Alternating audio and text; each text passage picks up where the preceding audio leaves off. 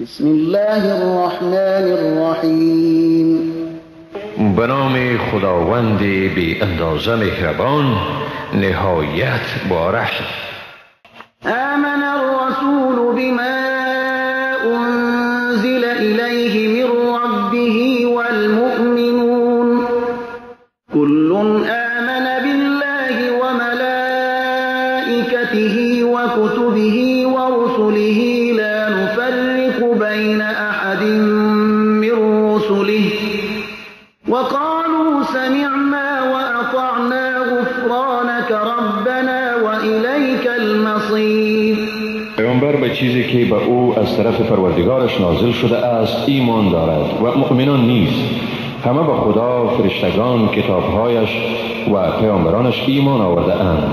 آنها میگویند میان هیچ یک از پیامبران او فرق نمیگذاریم و گفتند شنیدیم و فرمان بردیم، خواهان آمرزش تو هستیم ای پروردگار ما و به سوی توست بازگشت.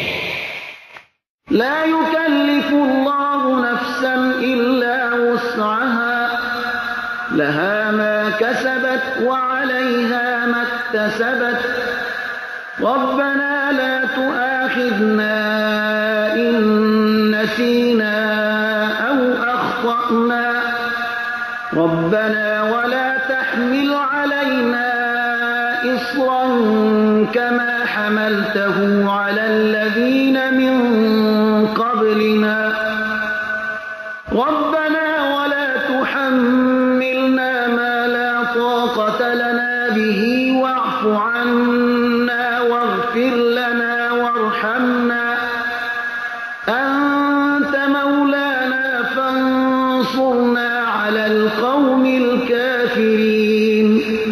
خداوند هیچ کسی را به کار مکلف نمی سازد مگر به اندازه توان او. برای اوست هرچی کسب کرد و بر زیان اوست هرچی را مرتکب شد. پروردگار ما، اگر ما فراموش کردیم یا خطا کردیم ما را مگیر. ای پروردگار ما، همان گونه باری گرانی که بر پیشینیان ما گذاشتی بر ما مگذار.